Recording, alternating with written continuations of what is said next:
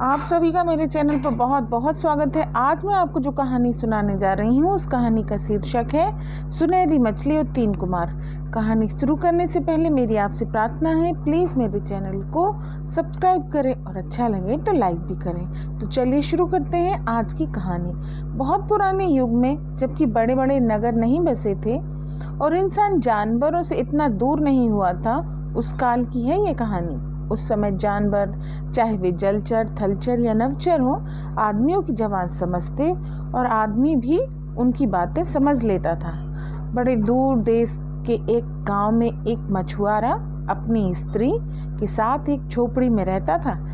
वह दिन भर नदी में मछलियों का शिकार करता और जो कुछ मछलियां पकड़ लाता उन्हें बेचकर अपनी गुजर करता। इस रोजगार से दोनों का बड़ी कठिनाई से खाना पीना भर चल जाता था। खा पी कर उनके पास कुछ नहीं बचता था, इसलिए वे बड़े गरीब थे। एक दिन की बात है, मछुआरे को दिन भर शिकार करते रहने पर भी कोई मछली न मिली। संध्या समय उदास होकर जब वह लौटने का विचार कर रहा था, एक मोटी सी सुनहरी मछली जाल में आ फंसी। उसे बाहर निकाल ज्यों ही मछुआरा पिटारी में रखने लगा, मछली बोल पड़ी, मछुआरे मछुआरे मुझको छोड़ दो, मैं तेरी अभिलाषा पूरी करूंगी। मछुआरे ने मछली को छोड़ दिया और मछली पानी के भीतर चली गई। खाली हाथ घर लौटकर जब मछुआरे ने अपनी पत्नी से सब हाल कहा तो वह उसे फटकारने लगी और बोली, दुनिया में तुम्हारे जैसा बेवकूफ कौन होगा जो हाथ में आई मछली को पानी में छोड़ दे। इस दिमाग से कैसे दिन कटे। अपनी स्त्री की फटकार और क्रोध को चुपचाप सहकर मछुआरा उदास होकर लेट गया। रात में उसकी पत्नी ने ना उससे खाने के लिए पूछा और ना ही उसने मांगा। मछुआरा दूसरे दिन शिकार के लिए गया तो फिर वैसा ही हुआ। सारे दिन उसे एक भी मछली ना मिली। अंत में शाम होने पर जब वह घर आने लगा तो सोचा एक बार जाल फिर डाल लूं। जाल में वही सुनहरी मछली फिर आ फंसी। मछुआरे ने जब उसे अपनी पिटारी में रखना चाहा तो वह फिर बोली, मछुआरे मछुआरे मुझको छोड़ दो, मैं तेरी अभिलाषा पूरी करूंगी। यह सुनकर मछुआरे ने उसे फिर छोड़ दिया और खाली हाथ घर लौटा। उसकी पत्नी ने उसे खाली हाथ लौटा देखकर बड़ा क्रोध किया। सुनहरी मछली को फिर छोड़ देने की बात सुनकर उसने अपना माथा पीट लिया। बेचारे मछुआरे को वह रात भी भूखा रहकर बितानी पड़ी।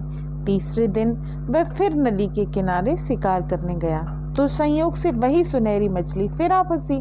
इस बार मछुआरे ने मछली के कहने पर तनिक भी ध्यान नहीं दिया और उसे अपने बास्केट में डाल दिया।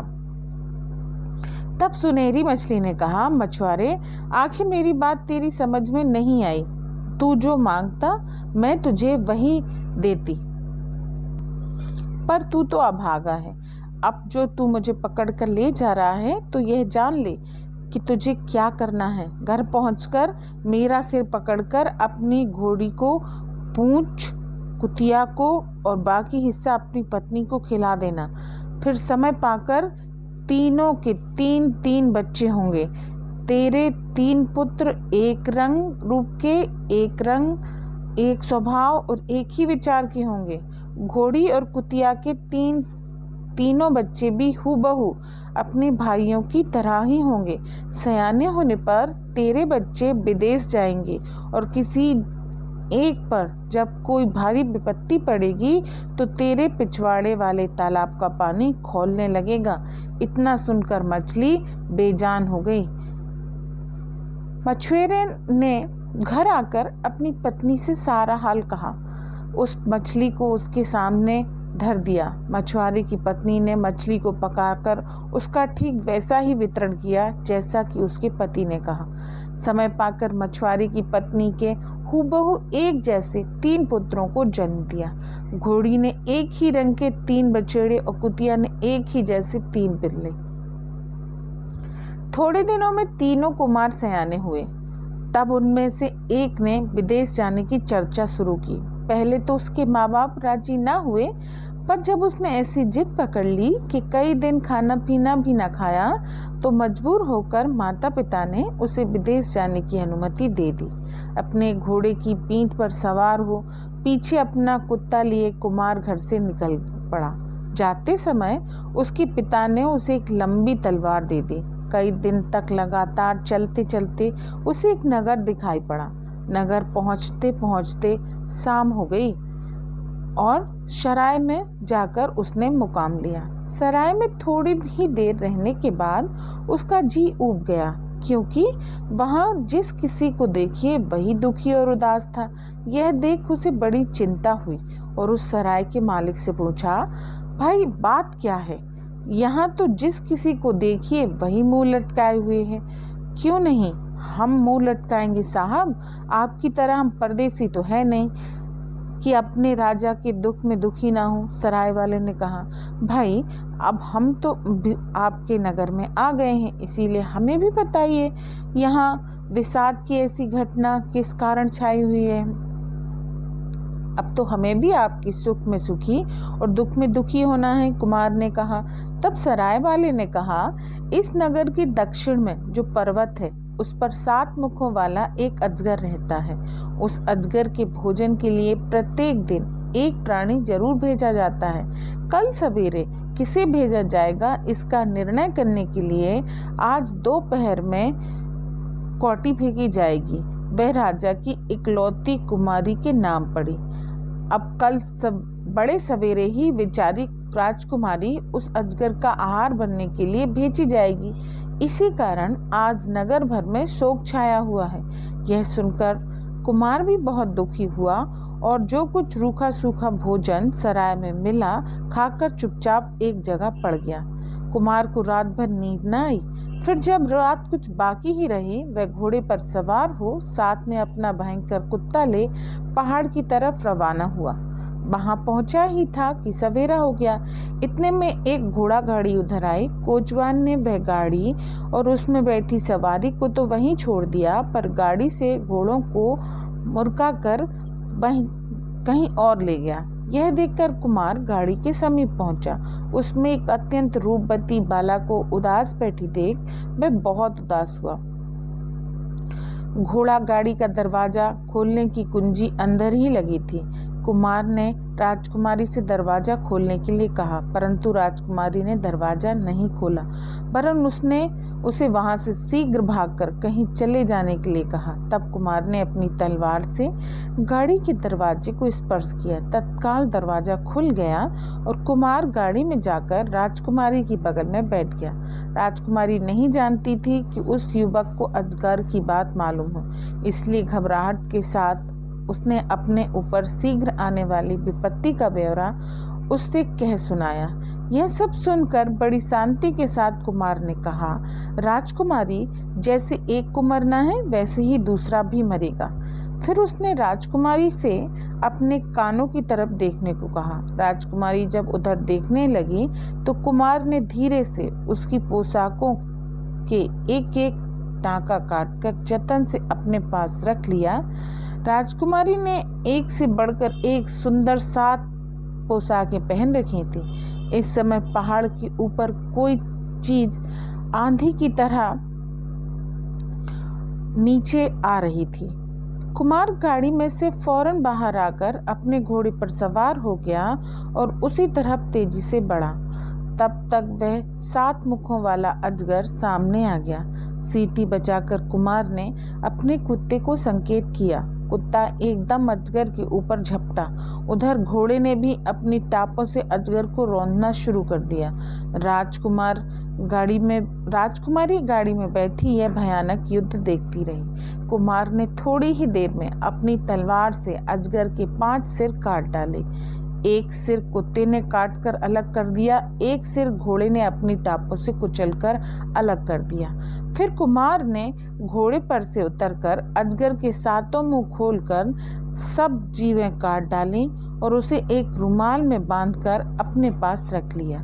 कुमार ज्यों ही घोड़े पर चढ़ने लगा, राजकुमारी ने उसे आवाज दी और अपने साथ राजभवन में चलने के लिए कहा, किंतु वह घोड़ा बढ़ाकर तेजी से वहां से चला गया। अपनी सराय में पहुंच घोड़े को घास डाल वह अपने कमरे में आराम करने लगा। उधर गाड़ीवान राजकुमारी को समाप्त समझ गाड़ी वापस लेने के लिए अपने घोड़े लेकर आया तो अजगर को मरा देख भारी अचरज में पड़ गया।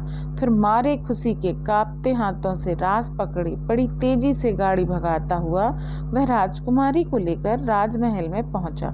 राजकुमारी को जीवित वापस देख राजसदन और सारे नगर में आनंद की बधाइयां बजने लगी। मंगल सूचक बाजे बजने से चारों दिशाएं कुंचरित हो उठी।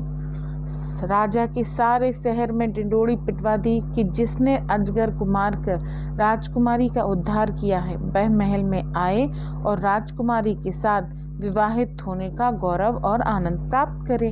राजकुमारी के पहाड़ के नीचे से चले आने के पश्चात उसी पहाड़ की तरफ एक कोयला बेचने वाला आ निकला। उसने अजगर को मरा देखा, उसके सातों कटे सिर उठाकर अपने पास रख लिए। मगर नगर में आने पर जब राजा की डोंडी पिटी तो सुनी उसने भी अजगर के सिरों वाली गठरी लिए हुए वह सीधे राजा के महल पहुंचा। राजा ने अजगर के सिर देख कर उसके कहने पर विश्वास कर लिया और उसी दम राजकुमारी के विवाह की तैयारी करने का हुक्म दे दिया। संध्या समय राजसदन में एक बड़ी भारी दावत की गई। चारों तरफ आतिशबाजी छूट रही थी। नाच गाने की कई टोलियां जगह जगह जुटी हुई थीं। भोजन के लिए कई सौ मेहमान जुटे हुए थे। उसी भारी भीड़ में एक जगह कुमार भी खड़ा था। अचानक राजकुमारी की निगाह कुमार पर जा पड़ी। फिर तो वह आपे से बाहर होकर कुमार की तरफ अपनी उंगली उठाकर अपने पिता से बोली, महाराज महाराज, अजगर से मेरी जान बचाने वाला आदमी वहां खड़ा है। ऐसे अवसर पर राजकुमारी के यह उद्गार राजा को बहुत नागवार लगे। उसने राजकुमारी के कहने पर विश्वास नहीं किया और क्रुद्ध होकर उसे चुप रहने के लिए कहा। परंतु जब राजकुमारी ने बहुत हट की तो राजा ने उस आदमी को अपने निकट आने का इशारा किया और उसके पास आने पर पूछा, क्या बात है? कुमार ने महाराज से प्रार्थना की कि नगर के 7 सबसे बड़े दर्जियों को 7 होशियार कसाईयों को बुलाया जाए तो सारा भेद खुल जाएगा। आज्ञा होते ही 7 दर्जी और 7 कसाई बुलाकर सामने खड़े कर दिए गए। तब कुमार ने उन दर्जियों के सामने राजकुमारी की 7 पोशाकों के कटे हुए टुकड़े रखकर पूछा कि क्या वे टुकड़े राजकुमारी के लिए सिले हुए 7 कपड़ों से कटे हुए हैं कि नहीं।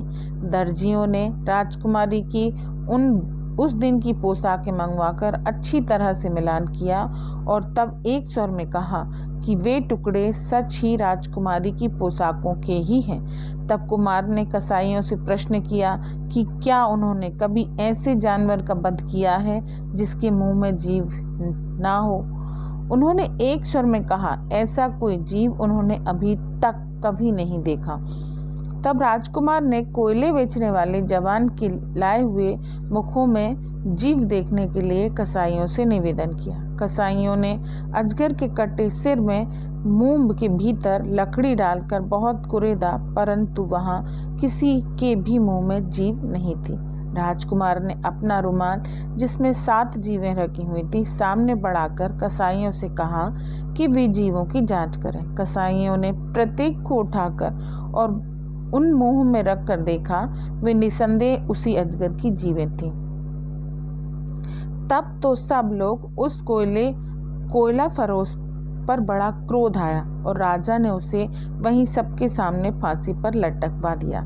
उसी रात राजकुमारी के साथ कुमार का विवाह हो गया। ऐसे वीर और सुंदर जवान को देखकर नगर निवासी बहुत प्रसन्न थे। विवाह के बाद जब सब उत्सव समाप्त हो गए तो राजकुमारी और कुमार महल में शयन के लिए पधारे। शयनागार में राजकुमारी परमात्मा के अनुग्रह के लिए झुककर प्रार्थना पढ़ने लगी और राजकुमार खिड़की के पास खड़ा होकर बाहर का दृश्य देखने लगा। उस समय चांदनी दूध की चादर के समान चारों तरफ फैली हुई थी और रात रानी की भीनी भीनी महक से सारा वातावरण स्निग्ध हो रहा था।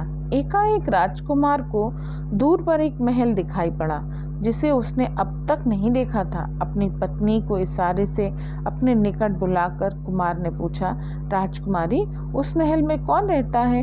यह सुनते ही राजकुमारी सिहर उठी और अपनी आरक्त हथेलियों से राजकुमार की आंखें ढांपती हुई बोली, स्वामी, अब आप उधर तनिक न देखिए। उस महल में जाकर आज तक कोई लौटा नहीं है। परंतु उस महल की तरफ निगाह जाते ही ना जाने कौन सा जादू कुमार के सिर पर चढ़ गया कि वह उसी क्षण वहां से जाने के लिए अधीर हो गया। राजकुमारी ने उसके चरण पकड़े और अत्यंत दीनता और विनम्रता के साथ घर के बाहर न निकलने के लिए उससे विनती की, किंतु होनहार बड़ा प्रबल होता है। राजकुमारी की लाख रोकने पर भी वह महल में ना रुका, बाहर निकल पड़ा। अपने घोड़े पर सवार हो कुत्ते को साथ ले कुमार उस महल की तरफ चल पड़ा और थोड़ी देर में महल के पास पहुंच गया। महल का फाटक ढूंढने के लिए उसने उसकी परिक्रमा कर डाली, पर फाटक कहीं नहीं दिखा। बहुत ढूंढने के बाद उसे एक छोटी सी खिड़की जमीन से सटी हुई दिखाई दी। कुमार ने खिड़की में से झांका तो क्या देखा कि एक बुढ़िया वहां बैठी हुई ऊँघ रही है। कुमार को देखते ही बुढ़िया ने पूछा कि वह वहां क्यों आया है। राजकुमार ने कहा कि बाहर से वह महल देखा, ऐसा सुंदर दिखाई दिया कि उसे भीतर से देखने के लिए वह एकदम उत्कंठित हो उठा। यह सुनकर बुढ़िया ने भीतर आने का संकेत किया। कुमार अंदर चला गया। वहां उसने एक एक कमरे में इतनी कीमती चीजें सजी देखी जितनी किसी राजा के पूरे महल में भी ना होंगी। हर्ष और विस्मय में कुमार बेसुध हो गया। बुढ़िया भी एक लंगोटी के सहारे उसके पीछे पीछे डुगर डुगर डोल रही थी। कई कमरों में होता हुआ राजकुमार भोजनालय में पहुंचा तो बुढ़िया ने उसे इशारे से एक कुर्सी पर बैठ जाने के लिए कहा। राजकुमार कुर्सी पर बैठ गया। उसने देखा कि वहां कमरे के मध्य में एक लंबी चौड़ी व 56 प्रकार के भोजन रखे हुए थे और सोने चांदी के पात्रों में गर्मा गर्म भाप निकल रही थी। बुढ़िया ने वहां से एक पुआ उठाया और कुमार के सामने रखकर मुंह मीठा करने के लिए कहा। राजकुमार को भूख कहाँ थी, उसने इनकार किया, किंतु बुढ़िया ने बराबर आग्रह करने पर उसने एक टुकड़ा तोड़कर मुंह में रख लिया। उसे कूचकर गले के नीचे उतारा ही था कि राजकुमार पत्थर हो गया। उसका कुत्ता भी पत्थर हो गया। घोड़ा बाहर बंधा का बंधा पत्थर हो गया। दूर देश के गांव में झोपड़ी के पिछवाड़े वाली बावली का पानी खौल रहा था। एकाएक बावली का पानी खोलते देख मछुआरा और उसकी पत्नी वह पुरानी बात एकदम याद आ गई। आज कितने ही वर्षों बाद उस सुनहरी मछली की स्मृति हरी हो गई। मछुआरा और उसकी पत्नी जल के बाहर काढ़ी हुई मछली की समान तड़पने लगे। माता पिता की ऐसी अवस्था देख दोनों पुत्रों में से एक भाई की खबर लाने के लिए तैयार हो गया। दूसरे दिन अपने घोड़े की पीठ पर सवार हो और साथ में अपना कुत्ता ले वह जाने लगा तो उसके पिता ने उसे भी एक लंबी तलवार दी। जिस दिशा में पहला कुमार गया था उसी तरफ दूसरा कुमार भी बढ़ गया। कई दिन तक लगातार चलते चलते उसे दूर पर रास्ते में एक तरफ एक नगर दिखाई दिया। कुमार ने उसी तरफ घोड़ा मोड़ा और संध्या समय उस नगर में प्रविष्ट हुआ। संयोग से ठहरने के लिए वह उसी सराय में गया जहां कुछ दिन पहले उसका भाई ठहरा था। दोनों भाइयों के रूप, रंग, आकृति, स्वर तथा वेशभूषा में जरा भी अंतर न था। इससे सराय वाले ने यही समझा कि महाराज का कीर्तिवान जमाता है, जो कुछ दिन पहले अचानक राजकुमारी को छोड़ महल से चला गया था, वह वापस आ गया है। उसने तुरंत महल में इस बात की खबर की। वह आनंददायक समाचार पाते ही राजकुमार को सम्मान सहित महल में लाने के लिए राजा ने कुछ आदमी रवाना किए। राजकुमार को यह अंदाजा लग गया कि कहीं कुछ तो भ्रम है, परंतु सब कुछ समझने के लिए कुछ समय तक मूक रहना ही उसने उचित समझा। बल्कि उन आदमियों के जैसे जैसे कहा उसने वैसा वैसा ही किया। कुमार के महल में पहुंचते ही खुशियां मनाई गईं। राजकुमारी ने बाहर आकर उसका स्वागत किया। फिर मेहमानों और पुरजन तथा परिजनों के साथ देर तक चलने वाली दावतें जब समाप्त हुईं तो राजकुमारी अपने उतने दिनों बाद सहसा प्राप्त पति को संग लेकर शयनागार में चली गई। शयनागार में पहुंचकर राजकुमारी तो भगवान की कृपा हुई तो उनकी स्तुति में झुककर प्रार्थना करने लगी और राजकुमार खिड़की के पास टहलने लगा। अचानक उसकी निगाह दूर टेकरी पर जगमगाते हुए उसी महल पर जा टिकी। देर तक उसे देखता रहा। राजकुमार बोला, राजकुमारी, उस महल में कौन रहता है? स्वामी, यह तो आप जानते ही हैं, वहां जो गया उसका लौटना कितना कठिन होता है। फिर आप उधर क्यों देख रहे हैं? राजकुमारी ने बहुत दीनता से कहा और अपनी कोमल हथेलियों से राजकुमार की आंखों को ढक दिया। पर राजकुमार ने उसी दम वह महल देखने की हट पकड़ ली। राजकुमारी ने उसके चरण कसकर पकड़े और हर प्रकार से उसे रोक लेने की कोशिश की, पर उसने उसकी एक न सुनी और तत्काल अपने घोड़े पर बैठकर कुत्ते को साथ ले उस महल की तरफ चला गया। वहां पहुंचने पर उसे वही बुढ़िया खिड़की के नीचे बैठी दिखाई पड़ी। कुमार को सामने खड़ा देख उसने पूछा, यहाँ क्यों आए हो?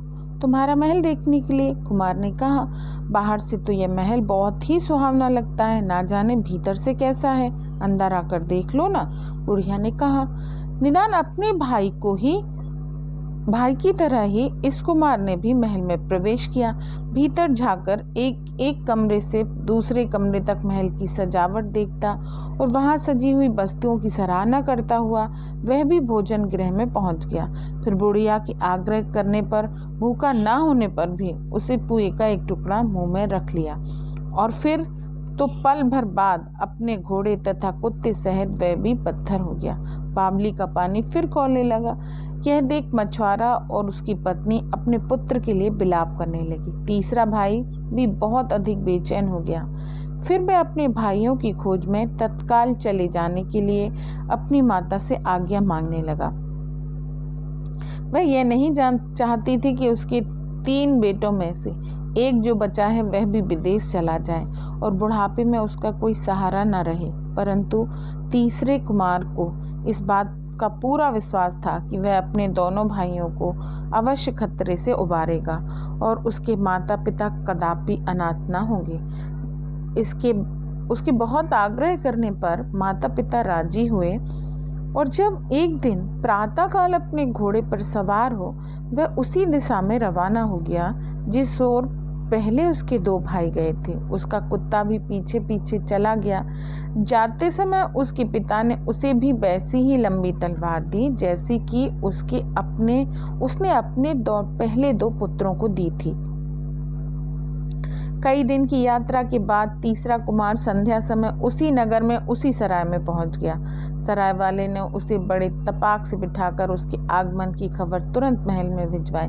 राजा ने उसे महल में लिवा लाने के लिए कई आदमी रवाना किए। फिर यह सोचकर कि उसका दामाद अपने पराक्रम से सभी बाधाओं को चूर कर साकुशल वापस आया है, उसने बड़े उत्सव और नाच गान का आयोजन किया। आधी रात तक दावत, राग रंग और खेलकूद चलते रहे। फिर राजकुमारी और राजकुमार शयन कक्ष में गए। राजकुमारी पलंग पर लेटने से पूर्व नित्य नियम के अनुसार जब भगवान की प्रतिमा के सामने सिर नवाकर प्रार्थना कर रही थी, राजकुमार खिड़की के निकट खड़ा होकर बाहर छिटकती हुई चांदनी का अवलोकन करने लगा। अकस्मात उसकी निगाह दूर टेकरी पर जगमगाते हुए एक महल पर पड़ी। देर तक उसे एकटक देखकर राजकुमार ने कहा, राजकुमारी, यह महल किसका है? राजकुमार, यह आप मुझसे क्यों पूछते हैं? आप यह जानते हैं कि उस महल में जाकर वहां से बाहर निकलना कितना कठिन होता है। फिर आप उधर देख क्यों रहे हैं? राजकुमारी ने कहा। राजकुमार के ऐसा कहने पर ही सुकुमार समझ गया कि उसके दोनों भाई पहले उस महल में जा चुके हैं और हो ना हो वे उसी महल में बंद हैं। यह सोचकर वह उसी क्षण उस महल के भीतर जाने के लिए अधीर हो उठा। वह राजकुमारी से विलग होकर चलने लगा। राजकुमारी ने अपनी भुजाओं से उसके पैर जकड़ लिए, किंतु वह उनके लाख कहने पर भी न रुका। राजकुमार उस महल के समीप पहुंचकर बड़ी सावधानी से हर तरफ से उसका निरीक्षण करने लगा। बिना समझे बूझे वे कहीं पैर नहीं रखना चाहता था। महल के पिछवाड़े जाकर उसने देखा कि एक छोटा सा वैसा ही महल वहां और खड़ा है। थोड़ी ही देर बाद उस छोटे महल में से हाथ में एक थाल लिए एक बुढ़िया निकलकर बड़े महल की तरफ जाती दिखाई पड़ी। राजकुमार के इशारा करते ही उसके कुत्ते ने लपक कर बुढ़िया की टांग पकड़ ली। तब तो बुढ़िया रो रो कर अपने प्राणों की भीख मांगने लगी। राजकुमार ने अपने कुत्ते को अलग कर लिया। तब बुढ़िया ने जल्दी जल्दी इशारों से बताया कि उसकी बड़ी बहन जो बड़े महल में रहती है एक भयंकर डायन है। तुम महल में जाना तो, पर उसके लाख कहने पर भी वहाँ कोई चीज मुंह में न डालना, नहीं तो अपने घोड़े तथा कुत्ते सहित तुम भी पत्थर हो जाओगे। वहाँ जो खाने की चीजें रसोई घर में हो उनमें से कोई ना कोई चीज बुढ़िया को जबरदस्ती जरूर खिलाना।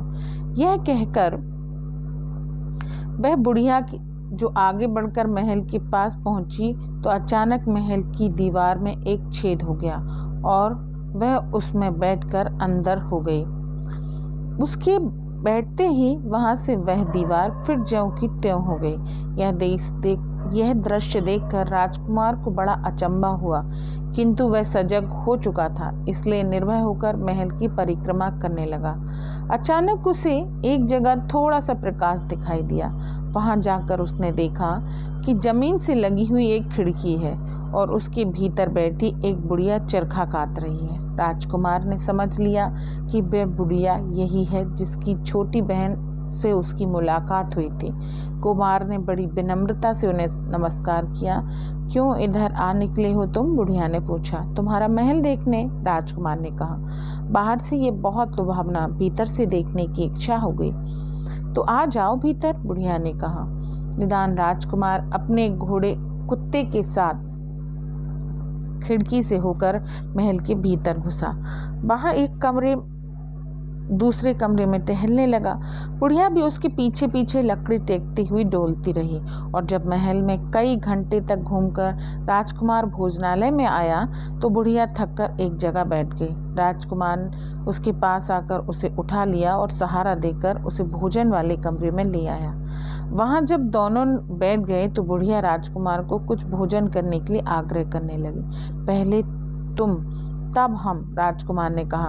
बुढ़िया कहती है कि उसे भूख नहीं। राजकुमार कहता है कि उसे तनिक भी भूख नहीं। इतने में चौकी पर भोजनों की थाल देख राजकुमार का कुत्ता गुर्राने लगा। राजकुमार ने बुढ़िया से कहा, जल्दी कुछ खाकर थोड़ा मुझे और मेरे कुत्ते को भी दो, नहीं तो भूखा कुत्ता अब तुम्हें खाकर ही अपनी भूख शांत करेगा। बुढ़िया कुछ भी हाँ ना नहीं कह सकी। उसे इस समय बर्बाद करते देख राजकुमार ने इशारा किया तो कुत्ते ने बुढ़िया के सामने डटकर गुर्राना शुरू किया। बुढ़िया घबराकर कांपने लगी। उसी समय राजकुमार ने पुए का एक टुकड़ा तोड़कर बलपूर्वक उसके मुंह में डाल दिया। बुढ़िया उसे मुंह में से निगलना नहीं चाहती थी। राजकुमार ने कसकर उसका मुंह बंद कर दिया। थोड़ी ही देर में बुढ़िया के सिर से धुआं फूटता हुआ दिखाई पड़ा। राजकुमार उसके पास से हटकर थोड़ा पीछे खड़ा हो गया। शीघ्र ही बुढ़िया की लटों से आग की लपटें निकलने लगी और देखते ही देखते वह क्षण भर में जलकर खाक हो गई।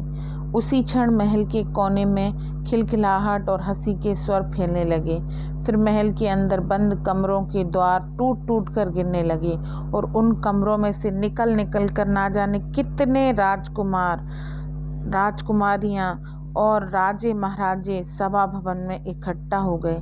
उसी समुदाय में अपने दोनों भाइयों को उनके कुत्तों सहित देखकर राजकुमार हर्षातिरेक में चिल्ला उठा। वे उसके पास आ गले लिपट गए। वहां एकत्रित सभी राजकुमारों और राजकुमारियों ने एक स्वर में तीसरे कुमार को उस महल का स्वामी स्वीकार किया और उन राजकुमारियों में जो सर्व सुंदरी थी उसने उसके गले में वरमाला डाल दी। जब राजा को यह समाचार मिला तो उन्होंने अपने मंत्री को भेजकर उन सभी राजकुमारों और राजकुमारियों को अपने यहाँ दावत पर बुलाया। हूबहू एक ही गठन और रूप रंग के तीन तीन राजकुमारों को देख राजा और उसके समस्त सभासद हैरान थे। सबको परेशान और राजकुमारी को दुखी देख उसने जिससे सतमुखे अजगर को मारा था, आगे बढ़कर अपनी पत्नी का हाथ ग्रहण कर लिया और अपने ही समान उन दोनों राजकुमारी की ओर संकेत करके कहा, प्राणेश्वरी, ये दोनों हमारे सहोदर हैं। उन कुमारों ने अपनी भाभी को सादर अभिनंदन किया। राजा ने अपनी जमाता को अपने महल और राज्य दे दिया और दूसरे राजकुमार ने अपने ही महल जैसा सुंदर और विशाल एवं दूसरा महल बनवा दिया। तीसरा राजकुमार जादुई महल के जादू को तोड़कर संपूर्ण संपत्ति सहित उसका स्वामी हो चुका था। दूसरे राजकुमार के लिए भी एक प्रसिद्ध राजा की राजकुमारी ब्याह कर लाई गई। इस प्रकार उस सुनहरी मछली के अंश से ज्योतिर्मय वे तीनों राजकुमार अपनी रानियों के साथ सुख से अपने महलों और अपने घोड़े और कुत्तों सहित निवास करने लगे। कुछ दिन बाद उन्होंने अपने वृद्ध माता पिता को भी वहीं बुलवा लिया और वे बारी बारी से 4-4 महीने अपने तीनों बेटों और बहुओं के साथ आनंद पूर्वक निवास करने लगी। यह थी हमारी कहानी सुनहरी मछली और 3 कुमार। अब मिलते हैं अगली कहानी में। कहानी आपको कैसी लगी प्लीज़ कमेंट करके बताइएगा ज़रूर।